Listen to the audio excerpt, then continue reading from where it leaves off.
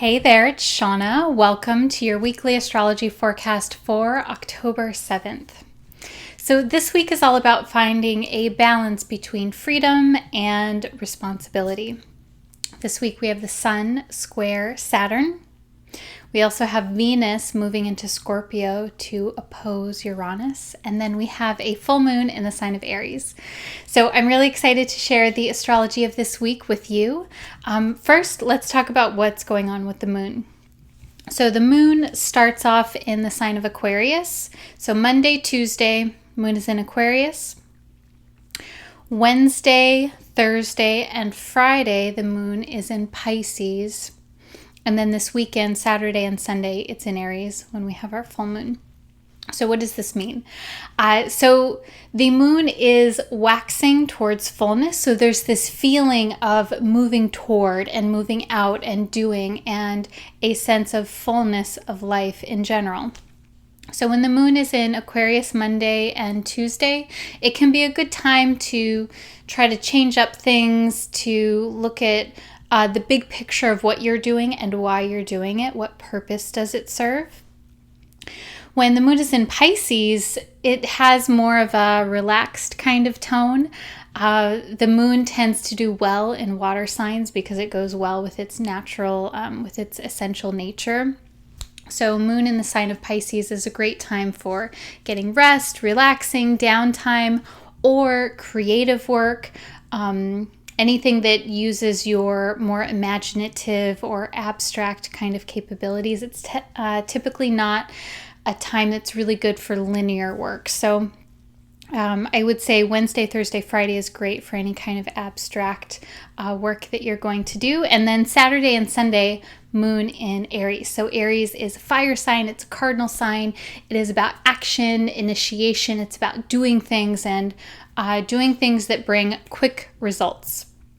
So this being, the moon being full in these signs amplifies this energy. So I'll talk about that more in a moment, but that is the emotional tone of the week. Again, I like to focus more on just the fact that it's a waxing moon and we're moving towards the full moon. So definitely a good time to move forward, take action, and to do the things that you want to do. So, the first aspect that's happening is the sun is going to square Saturn this week. So we have the sun in Libra still. Saturn has been in the sign of Capricorn for quite some time. So these being square has a few different ways that this could go about. The sun is your ego, your conscious awareness. It is the individual spirit, the individual personality. It's how we identify ourselves. Saturn is about responsibility, devotion. It's also about boundaries and restrictions and where there is a container or a block around things.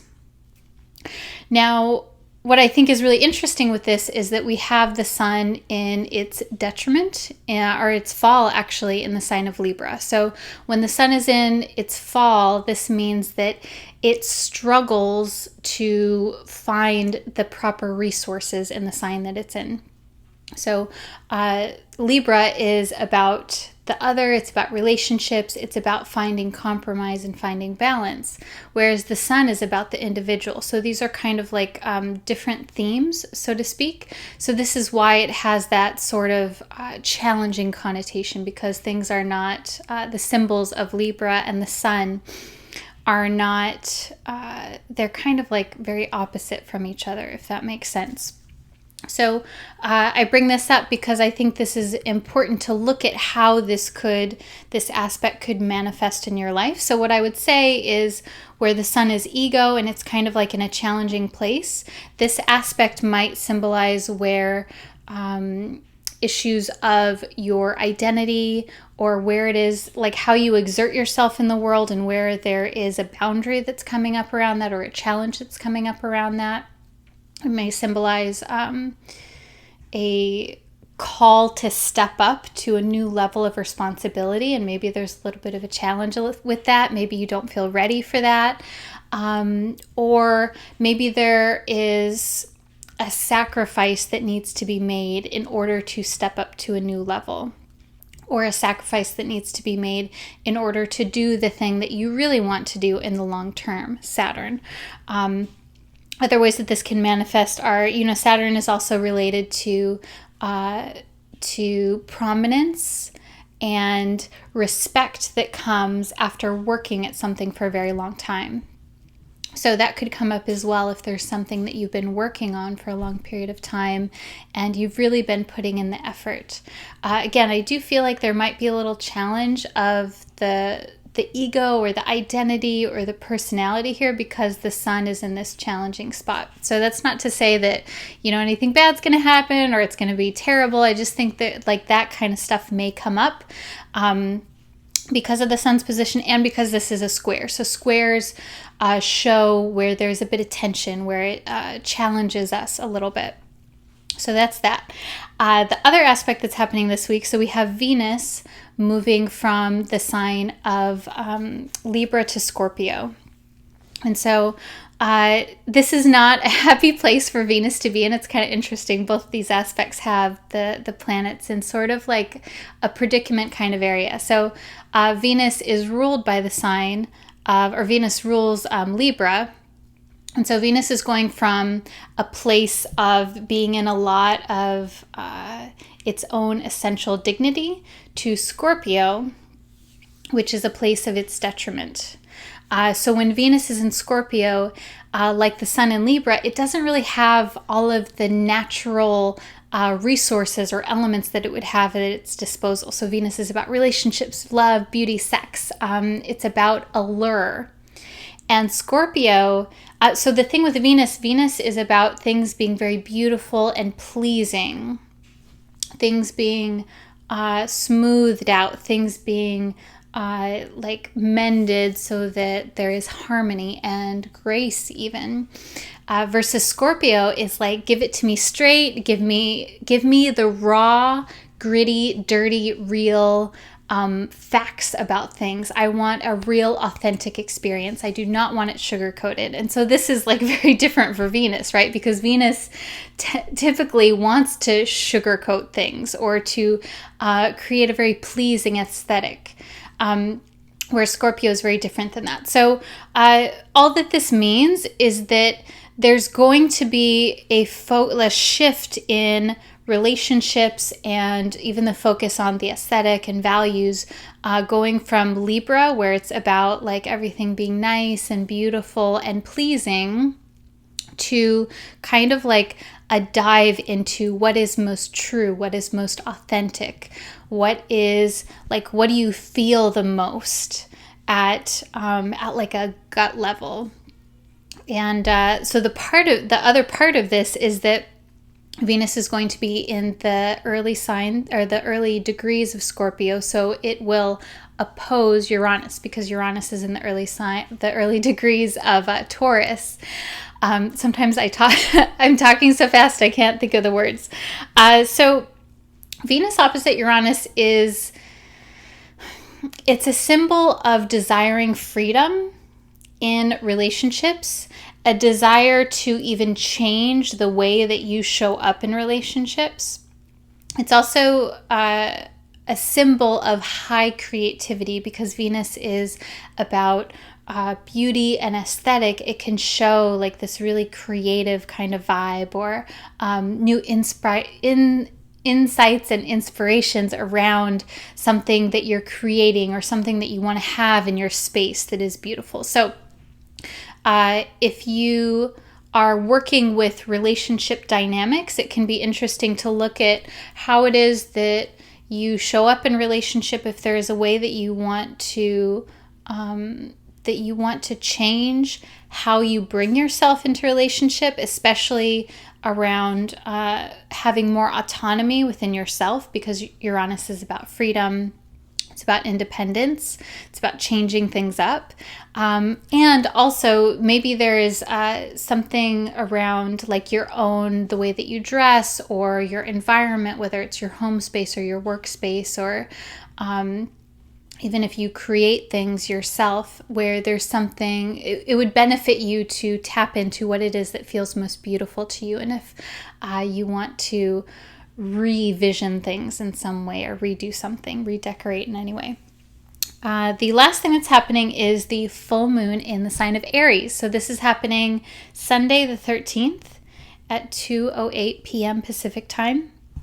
It's exact at 21 degrees of Aries. And so full moon is this time of celebration, of fullness, of things being brought up to the surface. Moon is, in Western astrology, our emotions, our personal unconscious, the things that are kind of like running in the background that we don't even realize that we're thinking, that kind of stuff. So when the full moon is happening, it symbolizes where everything that's kind of running in the background gets amped up, for better or worse. So that's why sometimes the full moon can kind of feel overwhelming, because it's like this rush of emotional energy. Everything is lit up, so to speak, in a symbolic way. So this being in the sign of Aries, this is about that warrior archetype, that courageous and passionate and moving from instinct, having an insight and an inspiration and acting like super quick. Aries is all about moving quickly and moving from like, it is just this instinctive, passionate, like there's not really a whole lot of analyzing or thinking going on. So that may be very present for you this week. And I have some tips for you to really work with this energy. Side note, if you do want to know more about like working with the lunar cycles as time goes on, you can definitely get my moon journal. I'll have more info on that in the description box below. So tip number 1 is to seek freedom. So this is totally Venus-Uranus territory, but also tapping into the full moon in Aries. This is a good time to look for where you feel free and liberated. And that does not mean that you need to be disconnected from people. I think that when there's a feeling of disconnection, it actually can signify that you're somehow feeling like you're not returning to yourself in some way. Often that can be very subtle. So the best way to do this, another thing with Venus-Uranus is whenever there's an opposition like that, sometimes it can be experienced in relationship, because that opposition is the self and the other. So it can be experienced as the people in your life wanting more freedom. And so I would really notice if that is something that you notice that comes up for you. Robert Hand talks, one very beloved astrologer, Robert Hand, talks about when there is that phenomenon, when there is an opposition and a transit can be experienced, instead of you feeling that need for freedom, the people in your sphere feel that. And that it's actually simply a reflection of you. And this really is in line with Carl Jung's work and depth psychology, how we will tend to project how we feel and how we feel inside, but maybe we're not comfortable with feeling that in some way, such as a desire for freedom, or we're not fully aware of it. We project it, we see it in other people. Sometimes those people are literally doing it, sometimes not, but there is this kind of like mirroring, so to speak. And so I would just notice that, like if you notice other people craving more of a sense of freedom, is that present in you in some way, in any way, even in a small way? So that is a long-winded way of telling you tip number 1, to seek freedom. Tip number 2 is to, at the same time, be responsible. So I say, this is kind of, that depends on what your life is like, what being responsible means to you. I say this because of Sun square Saturn. So whenever the Sun is in aspect to Saturn, it is important to be clear on where you need to, where it would be best for you to be responsible and to do the things that need to be done. because Saturn is about boundaries, restriction, and it also symbolizes the things that we need to do as adult human beings, the things that we need to take responsibility for in order to have a strong foundation and a strong, vibrant life. So that's tip number 2, is to be responsible. Tip number 3 is to define that for yourself. So this is a concept that Robert Hand, the astrologer, also speaks about when he speaks about Saturn, is that it's essential for, he was speaking more when people have natal placement involving Saturn, such as maybe even Saturn aspecting their sun natally, is that it is important for you to define what being responsible means to you, what success means to you, so that you have a Saturnian boundary around that, so that you're not always just trying to do more and more and more. And I see that with Sun Saturn aspects as well, is that there can be this ongoing standard to always try to do more, to always try to prove oneself. I find this with people with Capricorn moon as well, is that there's always this striving. And it can kind of be defeating because you never really feel successful, because there is no end line, or there is no definition of what that actually looks like. So I would say a good exercise for this week is to, for this week, for this year, define what does it look like for you to feel successful. Does it mean going to work every day and, doing your job and showing up and doing your best? Does it mean accomplishing a certain project? Does it mean going to an exercise class, 4 days a week or 3 days a week or 6 days a week? I don't know. But, put a measurement on that, because that is going to help you this week. Having that measurement will give you a sense of satisfaction with the Sun-Saturn energy. All right. So let's pull some tarot cards. Let's see. Ooh. So we're going to pull 3 cards, and it can be all together a full kind of storyline for the week for you, or you can pick a number between 1 and 3.